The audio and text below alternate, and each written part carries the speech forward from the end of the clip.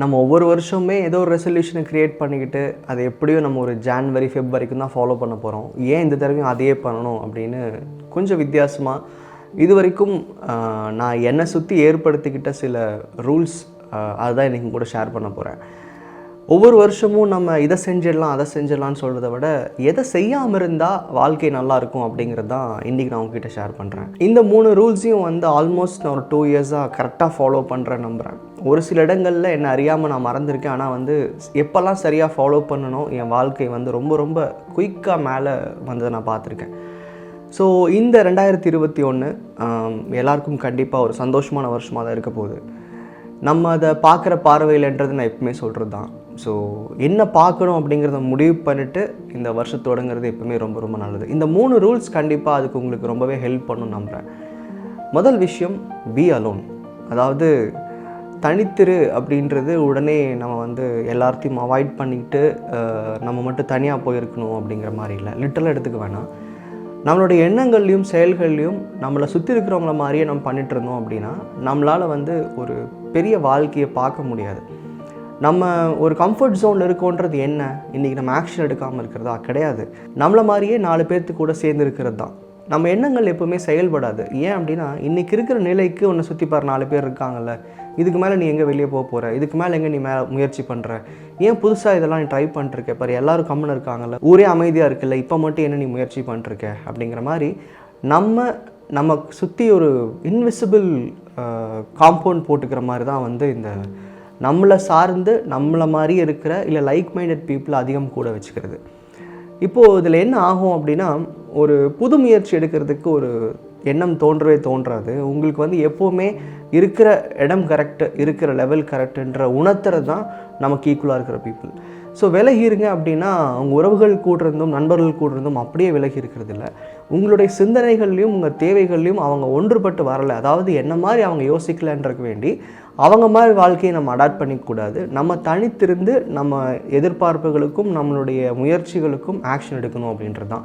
ஒரு 10 ஃப்ரெண்ட்ஸ் சேர்ந்து இன்றைக்கி அவங்க பார்ட்டி பண்ணுறாங்கன்னா உடனே சரி நாளைக்கு பார்த்துக்கலான்னு சொல்லி உங்கள் முயற்சி ஒதுக்கி வைக்கிறீங்க இல்லையா, அதுதான் வந்து இன்றைக்கி இருக்கிற கம்ஃபர்ட் ஜோன் நான் சொல்லுவேன். ஸோ ஒரு தேவையை நோக்கி நீங்கள் ட்ராவல் பண்ணுறீங்கன்னா ஒரு வருஷம் 1.5 வருஷம் முழுமையாக முயற்சி பண்ணால் போதும். ஸோ அப்படி ஒரு ஆண்டாக இந்த 2021 நீங்கள் பயன்படுத்திக்கோங்க.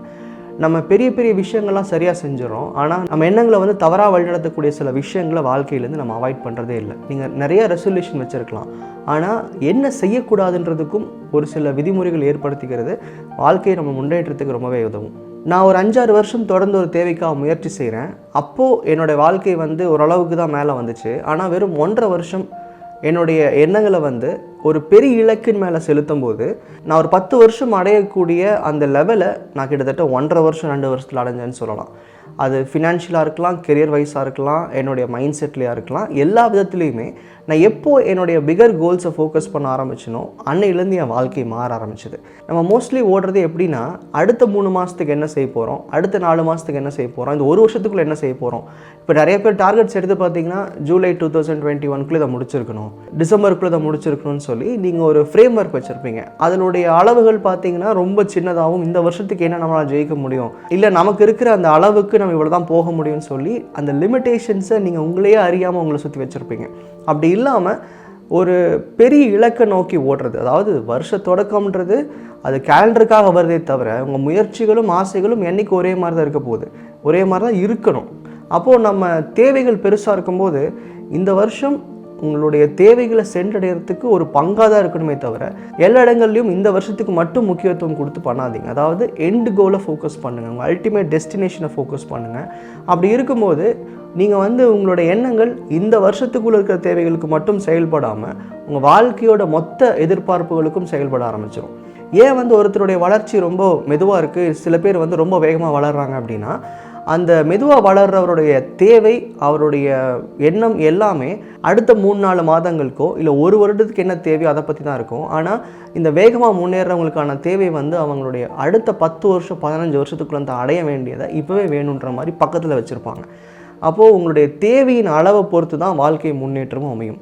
ஸோ இந்த வருஷம் பெரிய கோல்ஸ்க்காக ஃபோக்கஸ் பண்ணுங்கள். 2021க்குள்ளே என்ன முடிச்சிடணும் அப்படின்னு யோசிக்காமல் உங்கள் பெரிய இலக்குகளுக்காக ஃபோக்கஸ் பண்ணுறது தான் 2வது முக்கியமான ரூல். அடுத்தது ரொம்ப ரொம்ப முக்கியமான விஷயம், நம்ம அறியாமல் செய்கிற ஒரு விஷயம்.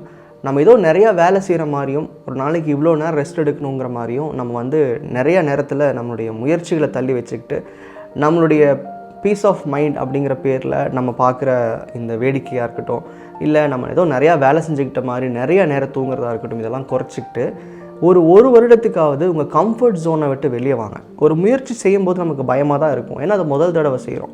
இன்னொரு காரணம், நம்மளை சுற்றி இருக்கிறவங்க யாருமே அதை செய்யலை. இன்னொன்று, நம்ம இதை செஞ்சால் ஃபெயில் ஆயிருமோன்ற அந்த நாலேஜை உங்கள் பாஸ்ட் எக்ஸ்பீரியன்ஸில் கேதர் பண்ணியிருப்பீங்க. ஸோ இந்த கம்ஃபர்ட் ஜோனுன்றதை நீங்கள் பழகிட்டே இருந்தீங்கன்னா, இப்போது ஜான்வரி ஆரம்பிக்கிற மாதிரி இருக்கும், சடனாக மார்ச் ஏப்ரல்னு போகும், செப்டம்பர் வந்துடும், தென் வருஷமே முடிஞ்சிடும். இது வரைக்கும் ஒரு வேலை உங்களால் ஜெயிக்க முடியாமல் இருக்குது, இல்லை வேகமாக முன்னேறி போக முடியாமல் இருக்குது, ஏனோ தெரில எல்லாம் சரியாக பண்ணுறேன், என்னால் ஒரு பெரிய லெவலில் கொண்டு போக முடியல என் பிஸ்னஸையோ வேலையோ அப்படின்னா, ரொம்ப சிம்பிளான காரணம், நீங்கள் நிறைய நேரத்தை ரெஸ்ட் அப்படின்ற பேர்லையோ இல்லை இன்றைக்கி என்னால் முடியலன்ற பேர்லையோ தள்ளி போடுறீங்க. அதனுடைய காரணங்கள் என்ன வேணால் இருக்கட்டும், ஆனால் கம்ஃபர்ட் ஜோனில் இனிமேல் உட்காராதீங்க.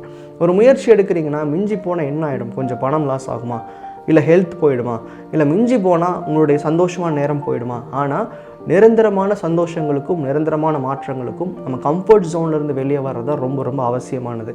இங்கே ஒரு பட்டாம்பூச்சிக்கு ஒரு 1 இயர் தான் லைஃப் ஸ்பேன்னா கூட அது அடுத்தவங்களுக்கு ஏதாவது ஒரு பார்வைக்கான சந்தோஷத்தையாவது உருவாக்கிட்டு போகுது. ஆனால் நம்ம ஒரு 60 இயர்ஸ் இருக்குன்ற அந்த மெதப்பில் ஒரு 60-70 இயர்ஸ் நம்ம வாழ போகிறோன்ற அந்த இதில் நம்ம ஒவ்வொரு வருடத்தையும் தள்ளி போட்டுற மாதிரி தான் எனக்கு தோணுது. கிட்டத்தட்ட இங்கே நம்ம முயற்சிகள் எடுக்கிறோன்னு சொல்கிறோம், ஆனால் வருடங்கள் ஓடுது அப்படின்னா நீங்கள் ரொம்ப கம்ஃபர்ட் ஜோன்லேயே இருக்கீங்கன்னு தான் அர்த்தம். வேறு மாதிரி சிந்திக்க முடியல, என்னால் அடுத்த லெவலுக்கு போக முடியல அப்படின்னா உங்கள் சரௌண்டிங்ஸில் நிறையா டிஸ்ட்ராக்ஷன்ஸ் வச்சுருக்கீங்க, அதை உங்கள் கம்ஃபர்ட் ஜோனுக்குள்ளே உட்கார வச்சுருக்கு. நான் எதெல்லாம் லைஃப்பில் அவாய்ட் பண்ண சொல்லியிருக்கணும் அதெல்லாம் இந்த ஒரு வருடத்துலையாவது அவாய்ட் பண்ண முயற்சி செய்யுங்க. கீழே கமெண்ட் பண்ணுங்கள், 2020 உங்களோட மோஸ்ட் டிஸ்ட்ராக்டிங் விஷயம் என்னவாக இருந்துச்சு, அதை 2021 விளக்க போகிறீங்கன்னு முடிவு பண்ணி கீழே கமெண்ட் பண்ணுங்கள். இந்த 2021 இந்த ஆண்டுடைய சந்தோஷமான தொடக்கம் அப்படின்னு சொல்கிறத விட உங்கள் வாழ்க்கையோட ஒரு சந்தோஷமான தொடக்கமாக எடுத்துக்கோங்க. இனிய புத்தாண்டு வாழ்த்துக்கள். நன்றி.